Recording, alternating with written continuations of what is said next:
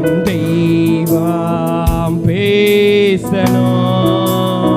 வாசல்கள் வாசல்கள் எல்லாம் இன்றே தீர. அப்படி ரெண்டு கரங்களை உயர்த்தி எப்பதா எப்பதா இயேசுவின் நாமத்தினாலே திறக்கப்படுவதாக.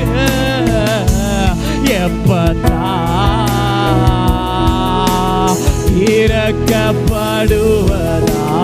எப்பதா எப்பதா இயேசுவின் நாமத்தினால அடைபட்டிருக்கிற எல்லா ஆசீர்வாதத்தின் வாய்க்கால்கள் இந்த ஆராதனை வேளையில இப்பொழுது திறக்கப்படட்டும் அப்பா.